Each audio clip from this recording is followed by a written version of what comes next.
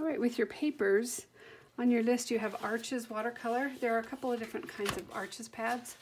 The one that's in the kit and that's on your list are just the individual sheets of Arches. It's a little bit less expensive than this one, which is a pad that is basically glued all the way around except for one little spot, so that it stays together and it won't warp. With this, you don't need to tape it to a board to keep it flat because it's glued to the rest of the board and the paper. So that's the advantage of this. If you want to do that, you also don't have to worry about a border because your painting goes all the way to the edge, so you can do that. With your reference book, you can use a less expensive paper if you like. I have some students that say, no, I don't want to use less expensive paper. I want to use the really good stuff, so they do that. Strathmore is okay, and you can see that you still get pretty vibrant colors and things, but I would not use the really cheap stuff. This is for playing, for having fun with the kids, but it does not work well.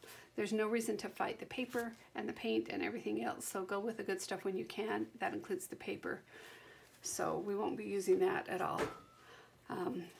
This one is in some of the kits for your reference book, and it's a really nice one. The advantage to this is that you can pull each sheet out and then you can put it back in, so you can replace them in whatever order you want to put them in.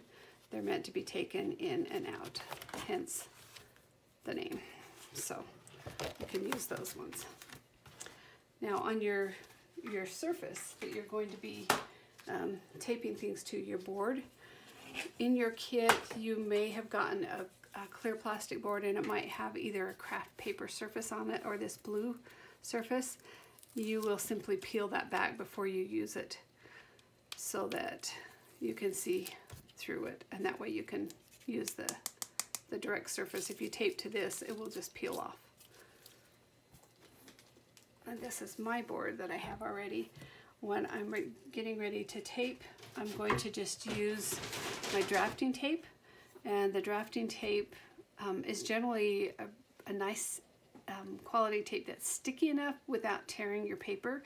If you find it's too sticky and your paper tears, then you can take it, a bit of it, and simply like tack it down like on your jeans or on a piece of fabric or something, just to get a little bit of the tack off, and then you can use that.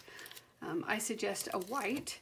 You could also use a black tape. If you need to use blue painter's tape, you could. However, the blue color does interfere with your eye and the colors that you're really seeing. You're always seeing blue no matter what is on your paper. So then when you untape it, the colors will look different than if they weren't surrounded by blue. So that's why I recommend either black or white. I don't think they make a gray, but that would actually be the ideal. Would be a nice gray edge. So that's what you're going to do, and you'll be taping your paper to your board when you paint so that it won't warp and crinkle and everything will be nice and flat.